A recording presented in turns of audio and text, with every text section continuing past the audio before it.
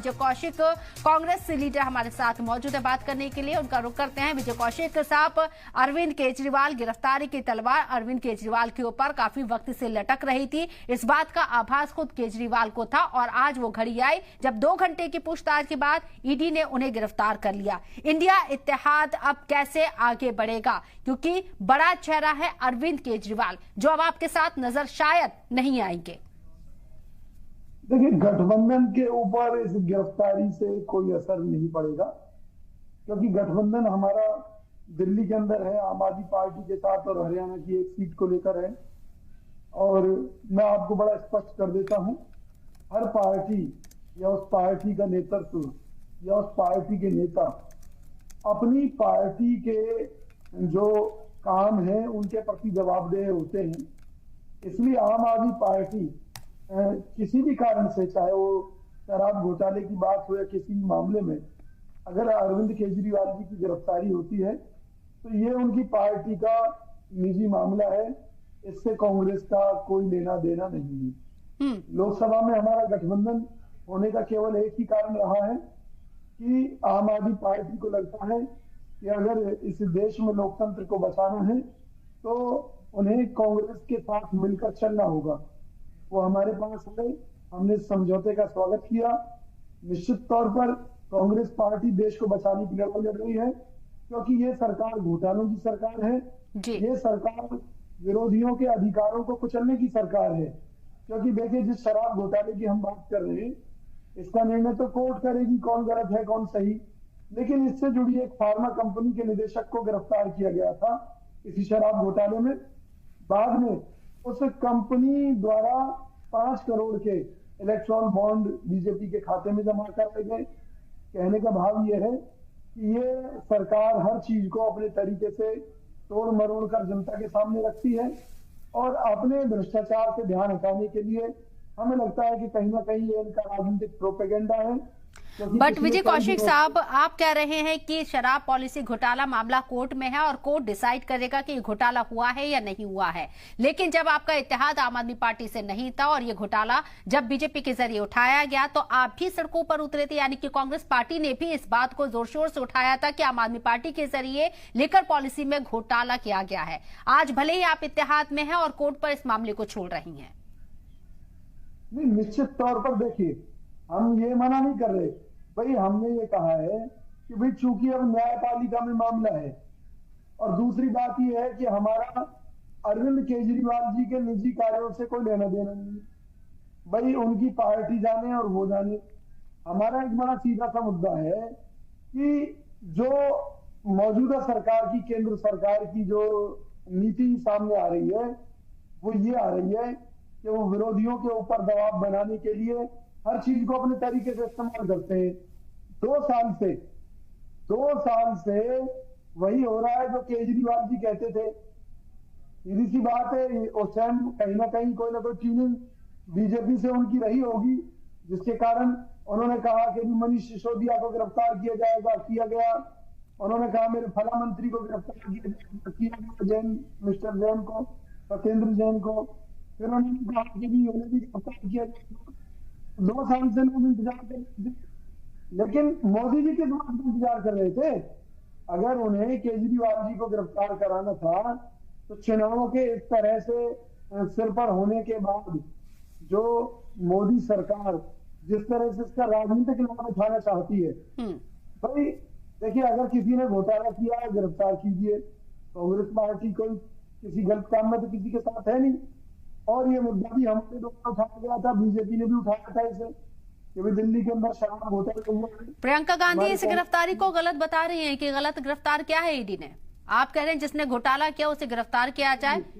सुनिए, उन्होंने इस समय जो गिरफ्तारी हुई है इनकी, भाई 2 साल से आप सम्मन खेल रहे थे। अब लोकसभा चुनाव सिर पर है तो मोदी सरकार को ऐसी कौन सी आफत आ गई थी कि भी जो इस तरह से गिरफ्तारी करना, कहीं ना कहीं जो हमारा गठबंधन है उसको बदनाम करना, कांग्रेस पार्टी को नुकसान पहुंचाने की कोशिश करना, कि भी जो कांग्रेस के साथ जुड़ने की कोशिश करेगा उसका ये हश्र होगा।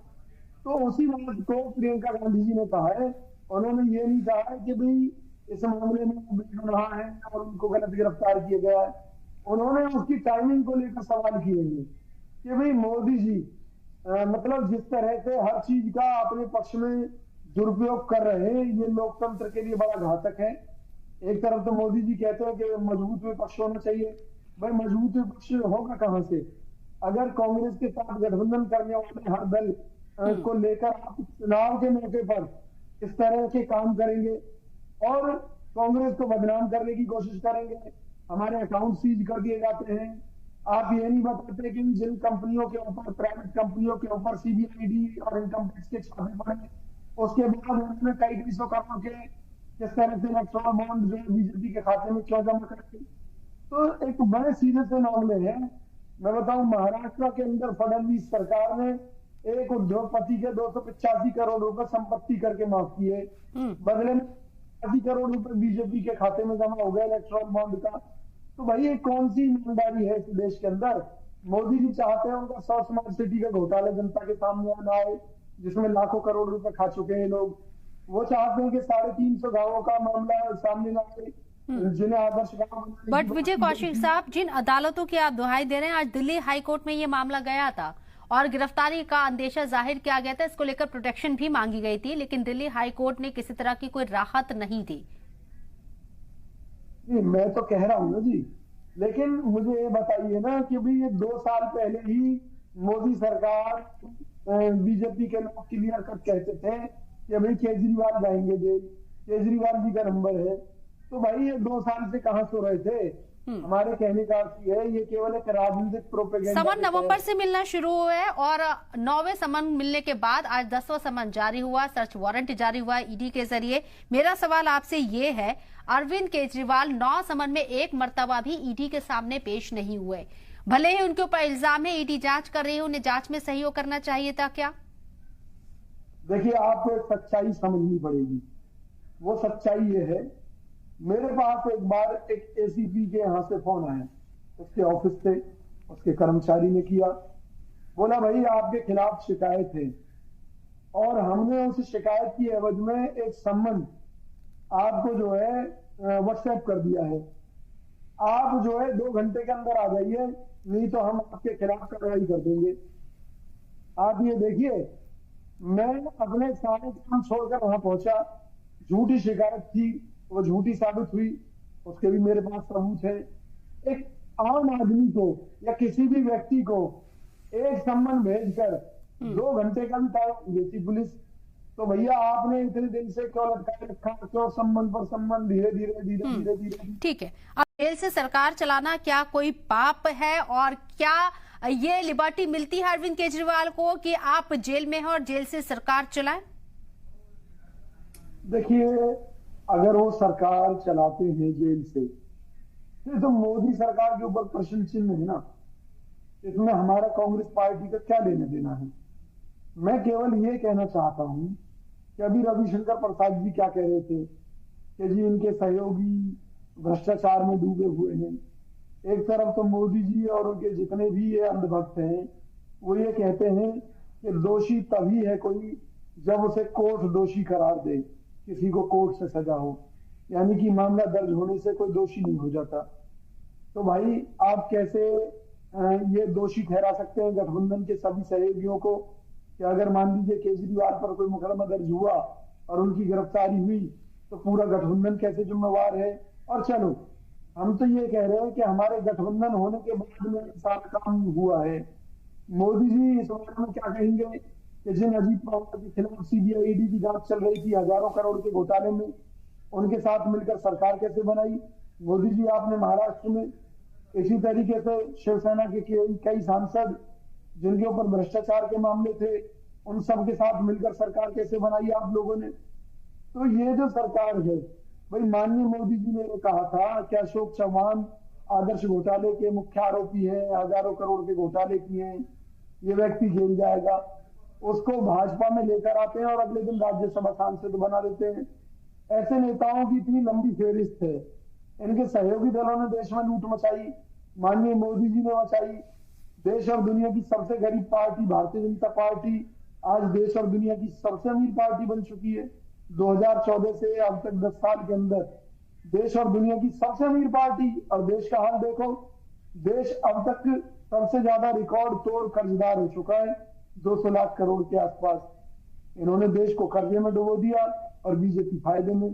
कैसा गणित है? स्मार्ट सिटी कहाँ चुल्लू पर पानी में डूब गई। नमामि गंगे परियोजना के हम गंगा को स्वच्छ करेंगे, उसमें दिखाया गया कि हमने इतनी मछलियां छोड़ी हैं, हमने ये किया वो किया, सब कागजी काम, हवाई काम। पीएम केयर्स घोटाला है, आपके चैनल पर पहले भी कहा था। कोरोना वैक्सीन एक घोटाला है, लाखों लोग मार दिए गए वैक्सीन की आड़ में, और रिजल्ट क्या है कि आधार पूने वाले से मोटा चंदा दिया गया इलेक्ट्रॉल बॉन्ड के रूप में। इससे बड़ा घोटाला क्या होगा? देश के अंदर लोग मर रहे थे और आधार पूने वाले भागकर इंग्लैंड में छुप गया था, जिसको भारत में Z+ सुरक्षा मिली हुई थी। बताइए, वो इंग्लैंड में बैठकर कह रहा था कि मुझे इंडिया में अमित तिवारी साहब बकौल चुकी हैं, क्या मात्र गिरफ्तारी इस बात का सबूत है कि वो कसूरवार साबित हो गए हैं? देखिए, इस बात का निर्णय कोर्ट करेगी, लेकिन मुख्य मुद्दा ये है कि आखिर मोदी सरकार इस मामले को क्यों लटकाती रही लोकसभा चुनाव तक, और केजरीवाल जी को मुद्दा बनाकर क्यों कांग्रेस के ऊपर आरोप लगाए जा रहे हैं। भाई, कांग्रेस में तो जिस समय ये शराब घोटाले की बात थी, जब इन ठेकों को निजी हाथों में देने की बात थी, हमने तो तभी आवाज उठाई थी कि भाई ये गलत हो रहा है। तब मोदी सरकार ने इस पर क्यों नहीं रोक लगाई थी? आखिर केंद्र शासित प्रदेश है दिल्ली, तब तो माननीय मोदी जी ने जानबूझकर घोटाला कराया। अगर घोटाला है तो बड़ी सीधी सी बात है, इसमें मोदी जी भी बराबर भागीदार हैं। दिल्ली की सरकारी जमीनों को प्राइवेट बिल्डरों के साथ मिलकर बेच दिया गया, उसका जिम्मेवार कौन है? तो घोटाले की बात ही नहीं कर रही बीजेपी, क्योंकि उसमें भी बीजेपी के लोगों की मिली पार्टनरशिप है, जो भी है। क्या कारण रहा कि केजरीवाल जो कहते रहे वो होता रहा? भाई, केजरीवाल के कहे बगैर ही वो काम क्यों नहीं हुआ? तो इनकी क्या कहानी है, क्या नहीं, ये आने वाले समय में देश समझेगा और इनको जवाब देगा। लेकिन मैं एक बड़ी सीधी सी बात कह रहा हूँ कि जो देश की सत्ता में पार्टी बैठी है, उसके ऊपर जिम्मेवारियां बनती हैं। कैग ने अपनी रिपोर्ट में इनके घोटाले गिनाए, तो जिन अधिकारियों ने कैग के माध्यम से घोटाले उजागर किए, उनके ट्रांसफर कर दिए गए। आंकड़ेबाजी में देश की जो ग्रोथ है वो दिखा रखी है 7.5%, 8.5%। हकीकत में तो 5-5.5%। अमित तिवारी साहब, अरविंद केजरीवाल को गिरफ्तार तो कर हुए हैं विजय कौशिक साहब। कट्टर ईमानदार सरकार 2012 में पार्टी फॉर्म करती है, फिर सरकार भी बनाती है, दिल्ली की आवाम सराखों पर बैठाती है, लेकिन आज भ्रष्टाचार के इल्जाम सबसे ज्यादा आम आदमी पार्टी की टॉप लीडरशिप के ऊपर। बिल्कुल, इसमें कोई शक नहीं है, बहुत दुखद बात है। जिन मुद्दों को लेकर आम आदमी पार्टी सत्ता में आई थी, सत्ता में आने के बाद वो सारे बदल गए। लेकिन हमें दुख इस बात का है कि जिन मोदी जी को ये मालूम था कि भाई केजरीवाल जी अपने निवास पर बहुत मोटा खर्चा कर रहे हैं, हर चैनल दिखा रहा था, तो फिर उस समय कार्रवाई क्यों नहीं की गई? ये कहीं ना कहीं मोदी जी की इस मिली भगत को या मौका परस्त राजनीति की उनकी साजिश को प्रदर्शित करता है कि पहले उन्होंने दिल्ली को लुटने दिया, और जब दिल्ली लुट गई तब वो अपनी राजनीति के लिए उसका शिकार कर रहे हैं, अपना राजनीतिक रूप से केजरीवाल का। और मैं एक चीज और बता दूं कि आम आदमी पार्टी और केजरीवाल एक ही सिक्के के दो पहलू हैं। अगर केजरीवाल जी अपने आप को ईमानदार साबित नहीं कर पाते, तो मैं गारंटी देता हूं कि भाई आम आदमी पार्टी समाप्त हो जाएगी। और ये बिल्कुल कंफर्म बात है, और शायद इसी के लिए मोदी सरकार ने ये चाहा कि ये भ्रष्टाचार करें। लेकिन इसके बरक्स आपको नहीं लगता कि आम आदमी पार्टी सिंपैथी गेन कर सकती है? अरविंद केजरीवाल जो कि दिल्ली के आवाम को 200 यूनिट फ्री बिजली दे रही हैं, पानी मुफ्त दे रहे हैं, बसों में सफर मुफ्त दे रही हैं, इस सरकार को कहीं ना कहीं रोकने के लिए जो अरविंद केजरीवाल को गिरफ्तार किया गया है, उससे वो सिंपैथी गेन करने की कोशिश करेंगे, और तमाम बड़े लीडर अब चुनाव प्रचार में इसका राग भी अलापते हुए नजर आएंगे। देश के राजनीतिक सिस्टम से बहुत तरक्की हो चुकी है। अब उसके दिमाग में एक छवि बन चुकी है कि सभी चोर हैं, सभी चोर, चाहे वो बीजेपी हो, चाहे हमारी पार्टी हो, चाहे कोई और पार्टी हो। मतलब नेताओं के प्रति कोई आत्मीयता नहीं रह गई है। उन्हें कोई सुविधा मिलती है तो उसे अपना हक समझकर उस मुफ्तखोरी को वो अपना हक समझकर ग्रहण करते हैं और चुनाव को ये कहते हैं कि भी ये तो हमारा त्योहार है जो 5 साल में एक बार होता है और इस 5 साल के एक बार के त्योहार में उन्हें दारू भी चाहिए, उन्हें पैसा भी चाहिए। तो देश के हालात इस तरह के हो गए हैं। कल को कांग्रेस की सरकार आने पर अगर मोदी जी जेल जाए तो आप यकीन रखना कि शायद 4 आदमी भी उनके साथ नहीं खड़े होंगे, क्योंकि देश की जनता मौजूदा राजनीतिक सिस्टम से भर चुकी है। लेकिन चुनावों में तो देश की जनता पर विजय कौशिक साहब, कांग्रेस मजबूती के साथ खड़ी है किसी भी सिचुएशन में आम आदमी पार्टी के साथ। नहीं, उन्होंने कहा तो है, स्पष्ट कहा है हमारे साथियों ने, भाई संदीप दीक्षित ने भी और दूसरे साथियों ने, चोपड़ा जी ने भी, कि भाई ये जो इस टाइम पर चुनाव के समय पर गिरफ्तारी हुई है ये गलत हुई है, ये पहले कर लेते या चुनाव के बाद कर लेते। तो मुद्दा टाइमिंग को लेकर है। टाइमिंग इस बात को शो करती है कि एक राजनीतिक षड्यंत्र है, पहली बात। दूसरी बात, हमें कांग्रेस पार्टी को उनके घोटालों से कोई लेना देना नहीं है। जिसने जो किया है वो भुगतेगा। अगर उन्होंने गलत किया है तो हम तो कहें कि भी उम्र कैद हो जाए, हमें उस बात से क्या फर्क पड़ता है। बट चुनाव कैंपेन में क्या कहेंगे आप? इल्जाम तो लगे हैं ना अरविंद केजरीवाल के ऊपर, उनकी पार्टी के ऊपर, कट्टर ईमानदार पार्टी के ऊपर भ्रष्टाचार के इल्जाम। चुनाव प्रचार में क्या कहेंगे आप? तो लीजिए, चुनाव कैंपेन में उनको जो उनके हिस्से की सीटें मिली हैं उन्हें जवाब देना है अपनी सीटों पर। आप समझना कि भाई जो 4 सीटें दिल्ली में कांग्रेस पार्टी ने अपने इस गठबंधन के सहयोगी को दी है, उन 4 सीटों पर आम आदमी पार्टी साबित करेगी कि वो ईमानदार है या नहीं है। वो कट्टर ईमानदार है तो कैसे हैं। हमारा जो काम है वो अपनी सीटों पर लड़ना है, उनका काम उनकी सीटों पर लड़ना है। हम तो केवल ये बताना चाहते हैं देश की जनता को कि इलेक्ट्रॉल बॉन्ड के घोटाले से लोगों का ध्यान हटाने के लिए ये ऐसे मौके पर गिरफ्तारी की गई है। और ये भी हो सकता है कि 2-4 दिनों में शराब घोटाले को लेकर विजय कौशिक साहब, आपका क्या रुख है? आप कह रहे थे कि सिर्फ 4 और 3 सीटों की लड़ाई है, वो अपना देखें, हम अपना देखेंगे, लेकिन अभी तो साफ हो गया चुनाव प्रचार में साथ रहेंगे। नहीं, चुनाव प्रचार में जब गठबंधन के नाते तो साथ रहना ही पड़ता है। आप अरविंद लवली जी के बयान को 10 बार सुन लीजिएगा। कांग्रेस पार्टी ने इसकी टाइमिंग और तौर तरीकों को लेकर सवाल उठाए हैं। बड़ी सीधी सी बात है कि मोदी जी हर चीज का इस्तेमाल, और मैं आपको एक चीज बता रहा हूं कि अगर 2024 मुझे नहीं लगता कि भी मोदी जी किसी तरीके से कोई कमी रखेंगे, क्योंकि इन्होंने इतने घोटाले कर रखे हैं। चाहे इन्हें ईवीएम में गड़बड़ करनी पड़े, चाहे कोई बेईमानी करनी पड़े, चाहे विरोधियों को जेल पहुंचाना पड़े या किसी विरोधी पार्टी के नेता की हत्या करानी पड़े, तो मुझे नहीं लगता कि भी मोदी सरकार किसी कदम से पीछे हटेगी। लेकिन कांग्रेस पार्टी भी पीछे नहीं हटेगी। हमारी पार्टी वो पार्टी है जिसने इस देश के लिए बलिदान दिए। हमारे पार्टी के नेताओं ने इस देश के लिए बलिदान दिए। स्वर्गीय इंदिरा गांधी जी की बात हो, चाहे राजीव गांधी जी की बात हो, तो हम डरेंगे नहीं, चाहे मिट जाएं कांग्रेस के लोग, निश्चित तौर पर। लेकिन जो हालात जिस तरफ देश बढ़ रहा है वो तानाशाही की तरफ बढ़ रहा है।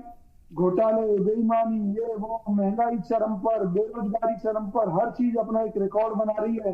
विदेश व्यापार घाटा रिकॉर्ड बना रहा है। अब तो आरबीआई ने भी माना है कि शेयर बाजार में बबल है, जिस दिन वो फूटेगा उस दिन देश के सारे बैंक साफ हो जाएंगे। क्योंकि बढ़े हुए रेटों पर जो शेयर बाजार के जो शेयर्स हैं उनको फाइनेंस किया हुआ है बैंकों ने। बैंकों का पैसा है, अल्टीमेटली मरेगा आम आदमी। देश की जनता को ये सारी चीजें समझनी होंगी। अगर मोदी जी ईमानदार है तो 2014 के बाद से भारतीय जनता पार्टी देश और दुनिया की सबसे अमीर पार्टी कैसे बन गई। हर जिले में, हर जगह, ब्लॉक स्तर तक भी इन लोगों ने करोड़ों की प्रॉपर्टीज खरीद कर ऑफिस बनाए। कहां से आके इतना पैसा इन लोगों के पास आ गया। और मैं फिर वही बात कह रहा हूं कि देखिए, केजरीवाल जी हो चाहे मोदी जी हो, अगर गलत काम करें जेल तो दोनों को जाना चाहिए। लेकिन हो ये रहा है कि मोदी जी घोटाले पर घोटाले किए जा रहे हैं, उनकी तो जांच भी नहीं हो रही। लेकिन विरोधियों को वो ये कह रहे हैं कि भी इन्होंने घोटाला किया, इनको जेल जाना चाहिए। तो मोदी जी बैठ जाइए आमने सामने, कांग्रेस पार्टी तैयार है। आप हमारे ऊपर कोई साबित कर देना कोई भी चीज, और आपके ऊपर हम पूरे रिकॉर्ड के साथ जनता की अदालत में रखेंगे। और अगर वो मुद्दे सही हो तो आपकी भी गिरफ्तारी होनी चाहिए, क्यों नहीं होनी चाहिए। आप अपनी जनसभाओं में कहते हैं कांग्रेस ने 2G स्पेक्ट्रम घोटाला किया। अरे माननीय प्रधानमंत्री जी इतना झूठ क्यों बोलते हैं। देश की सुप्रीम कोर्ट तक ने माना कि वो कोई घोटाला नहीं था। बाकायदा मनमोहन सिंह जी ने उसे पूरा जवाब दिया था। उन्होंने कहा था कि अगर हम नीलाम करते स्पेक्ट्रम्स को तो लोगों को कम सस्ते रेट में मोबाइल सेवा मिल ही नहीं पाती। और फिर वर्तमान में राजा का मोदी सीन क्या सरकार था? 2G स्पेक्ट्रम घोटाला नहीं था तो फिर ए राजा का सीन क्या था? मेरी बात सुनिए जी, मैं ए राजा का भी आपको रोल बता दूंगा। वो उस टाइम मंत्री थे शायद, इस वजह से उनका नाम आया। लेकिन मैं ये कह रहा हूँ कांग्रेस के ऊपर ये आरोप था कि उन स्पेक्ट्रम्स की नीलामी से इतना पैसा मिल सकता था, लेकिन वो बांटेगा। मोदी सरकार जो आज की डेट में जो सरकार है वो ये बताए कि उसने जो स्पेक्ट्रम्स है वो बांटे क्यों है, उसने नीलाम क्यों नहीं किए। ठीक है, क्यों नीलाम नहीं किए? अमित तिवारी जी जवाब दीजिए। नहीं है अभी जो भाजपा क्योंकि प्रवक्ता देखिए ने कुछ दिल्ली में चीजें तो ये बोली साथ है, वो लेकिन पंजाब में साथ नहीं है। झूठ पंजाब में बोला। आम आदमी पार्टी ने देखिए, कांग्रेस को कांग्रेस मुख्यमंत्री सरकार निकाल ने दिया है। चुप इनकी कराइए। अंडरस्टैंडिंग हो गई, उसके बाद दिल्ली की सीटों का अनाउंसमेंट हुआ। अब मैं अपनी बात रख रहा हूँ। ठीक है, इन्होंने कहा कि भी कैग घोटाले को ले, कैग ने जो घोटाले उजागर किए थे, कैग ने एक बात रखी कि भाई इस चीज में इतना पैसा प्राप्त हो सकता था लेकिन नहीं हुआ, इससे सरकार को इतना लॉस हुआ। कांग्रेस पार्टी की सरकार ने उन मामलों में कैग की रिपोर्ट के आधार पर मुकदमे दर्ज कराए और मौजूदा सरकार के खिलाफ जो कैग की रिपोर्ट आई, क्या बीजेपी ने एक ही मुकदमा दर्ज कराया? नहीं कराया। क्यों नहीं कराया? अगर आप ईमानदार हो तो। इससे तो कांग्रेस पार्टी की सरकार लाख दर्जे ईमानदार थी कि अपनी ही सरकार के मंत्रियों के खिलाफ मुकदमे दर्ज कराए और उनसे जवाब लिए गए और कोर्ट ने न्याय किया। कोर्ट ने माना कि 2G स्पेक्ट्रम घोटाला नहीं था। ये तो कोर्ट है, ये कह रहे हैं कि बीजेपी ने लड़ा था सुप्रीम कोर्ट में केस। जरा भैया दिखाइए कौन सी सुप्रीम कोर्ट में लड़ा था। तो बीजेपी केवल एक प्रोपेगेंडा पार्टी है। अच्छे दिन आएंगे जुमला था, विदेशों से काला धन आएगा जुमला था, देश में काला धन खत्म होगा जुमला था। कितने जुमले छोड़ेंगे? बेरोजगारी 2 करोड़ रोजगार हर साल देंगे जुमला था। 2 करोड़ बेरोजगार हर साल हुए। देश में बेरोजगारी की हालत बहुत खराब है। कोई सेक्टर ऐसा नहीं है। ये तो वो सरकार है जो लोगों को स्वास्थ्य सुविधा नहीं दे पाई और जो लोग मेडिक्लेम कराते हैं उस पर GST लगा दिया, इंश्योरेंस कराते हैं उसके ऊपर GST लगा दिया, दूध के ऊपर लगा दिया, चावल के ऊपर लगा दिया। ये तमाम इल्जाम आप लगा रहे हैं, आने वाले वक्त में रोकेंगे कैसे? पैसा आपके पास है नहीं, आप कह रहे हैं कि हमारे इत्तेहाद के लीडरान को पकड़ पकड़ के जेल में डाला जा रहा है, फिर रोकेंगे कैसे आप? क्या प्लान है? वक्त सबसे बड़ी ताकत है। हिटलर भी माननीय मोदी जी की तरह खुद को अजर अमर समझ बैठा था। जिस तरह से अब फिलहाल रूस में पुतिन जी समझ बैठे हैं क्योंकि वही जीत रहे, वही जीतेंगे, सारी व्यवस्थाएं उन्होंने हैक कर ली। मोदी जी का इजराइल से क्या समझौता है?